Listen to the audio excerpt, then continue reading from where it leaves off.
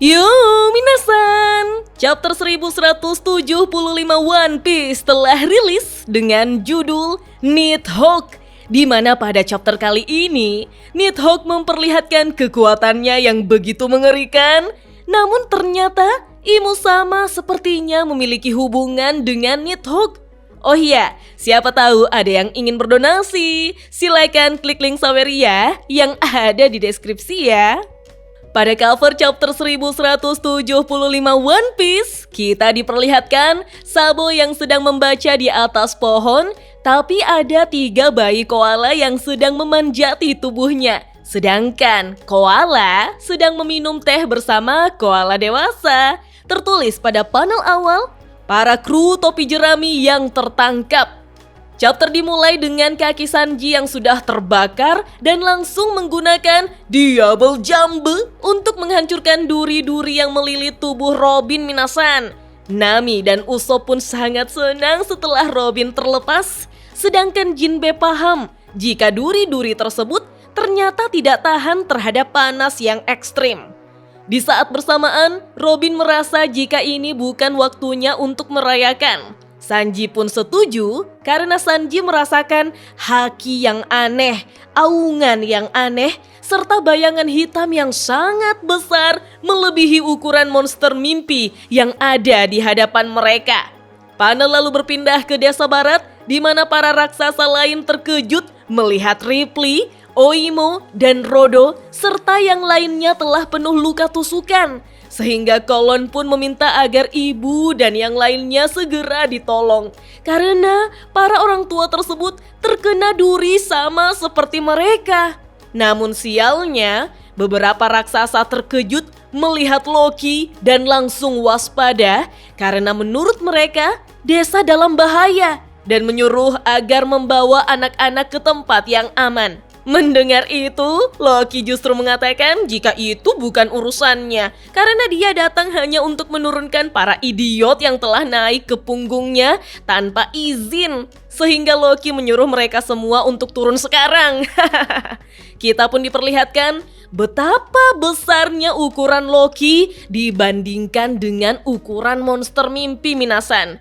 Dari atas kepala Loki, Luffy melihat Zoro. Dia pun memanggilnya, lalu bersamaan dengan itu, Jarul mengumumkan kepada seluruh warga Elbaf jika anak-anak sudah aman dan tidak ada Sandra lagi.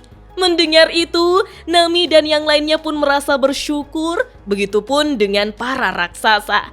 Zoro lalu menegur Luffy yang terlalu lama datang dan bertanya tentang naga raksasa yang dia tumpangi itu. Sehingga Luffy pun mengatakan jika itu adalah Loki. Bahkan Luffy yakin jika desa barat lebih aman karena Zoro sudah ada di situ. Mendengar itu Zoro pun mengiyakannya. Lalu Zoro memberitahu Luffy karena Luffy sudah dalam mode raksasa, kenapa tidak sekalian menghancurkan monster-monster yang lahir dari mimpi anak-anak karena monster-monster itulah yang sedang menghancurkan Pulau Elbaf. Di sini Luffy mengiyakan perkataan Zoro tapi sambil mikir. Oimo lalu dikejutkan karena ada duri-duri yang jatuh dari langit. Mereka semua langsung menyuruh anak-anak untuk segera masuk ke dalam. Ternyata itu adalah Sommers minasan. Dengan sangat marah, Sommers pun berteriak mengatakan bahwa dia tidak akan membiarkan sampah seperti mereka tetap hidup. Terlebih lagi karena mereka sudah merampas momen menyentuh dari Sommers. Nah, sepertinya di sini Sommers tidak melihat Luffy dan Loki ya, minasan. Dia merasa jika ini sangat menguntungkan baginya karena ternyata anak-anak tersebut masih hidup. Sehingga Sommers pun berniat untuk langsung membawa semua anak-anak tersebut menuju ke Marijoa. Tapi sebelum itu, Sommers ingin menghabisi para orang tua anak-anak itu yang sudah berada di ambang kematian. Kita pun diperlihatkan bagaimana duri Sommers menyerupai belut dan mengeluarkan laras dari mulutnya siap menyerang minasan. Namun Kolon langsung berteriak jika dia tidak akan membiarkan Sommers melakukan itu karena sekarang Kolon akan melindungi ibunya. Mendengar itu, para anak lain pun mengikuti Kolon dan berbaris.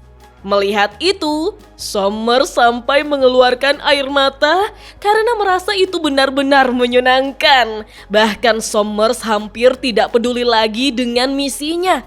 Summers merasa jika ini semua sangat luar biasa. Bahkan Summers bertanya, siapa yang terlebih dulu harus dia bunuh agar menjadi semakin menarik?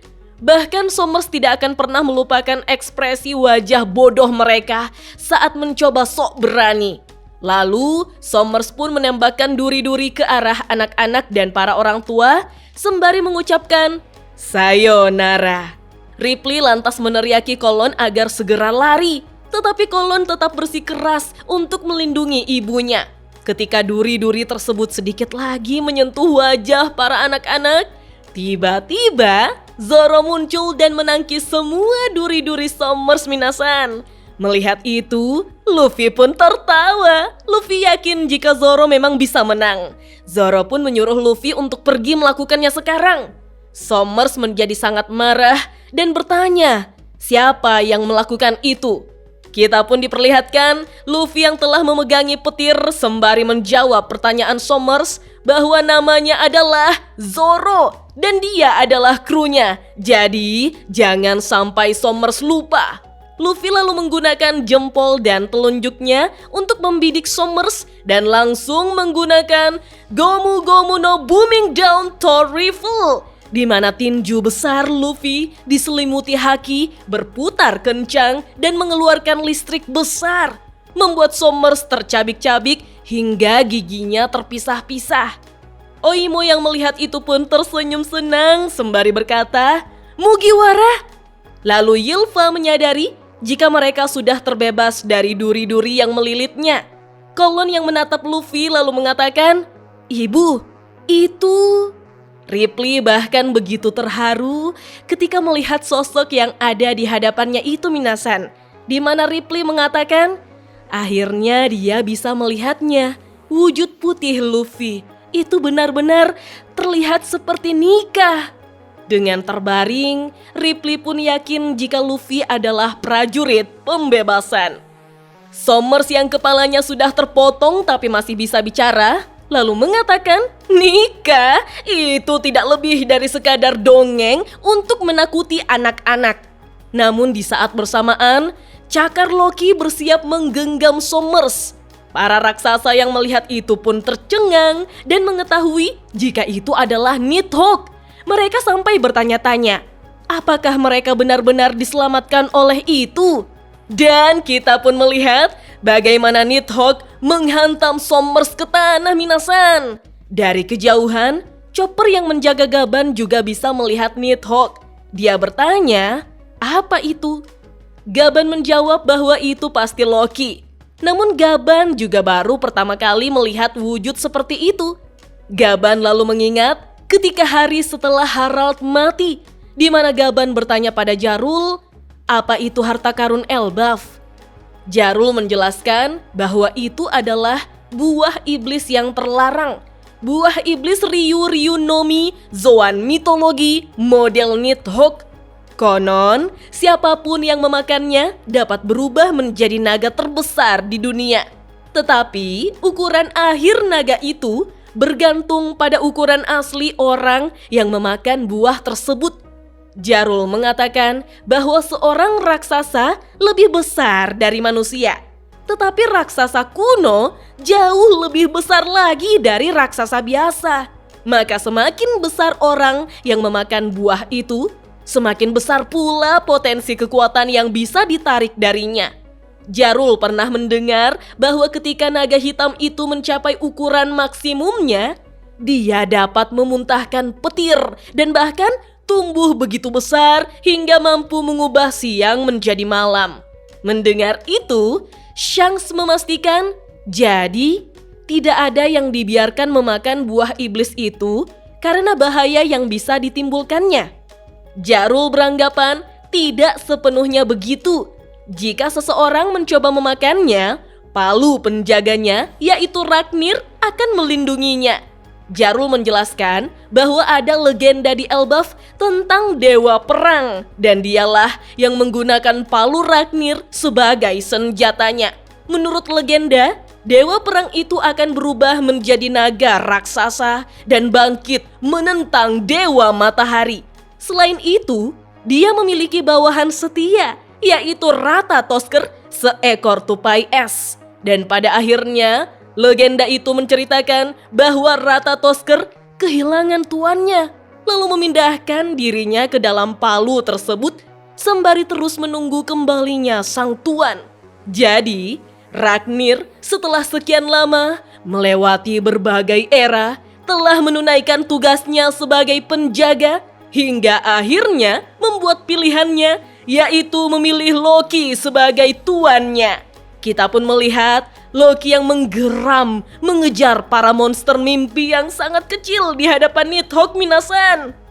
Kemudian Loki membuka mulut berukuran raksasanya lalu menembakkan petir yang sangat mengerikan ke arah monster mimpi, di mana serangan tersebut bernama Thorheim. Dan ledakan yang sangat besar pun terjadi minasan. Imo Sama yang berada di dalam tubuh Gungko pun hanya bisa terdiam melihat para monster mimpi hancur tepat di hadapannya. Sedangkan Luffy, Nidhogg, dan Ratatoskr terus maju ke depan. Lalu di Marijoa, tepatnya di ruang bunga, Imo Sama dengan mata tajamnya berkata, jadi selama ini kau memang berada di sana, Nidhogg. Tertulis pada panel akhir, mereka memiliki hubungan.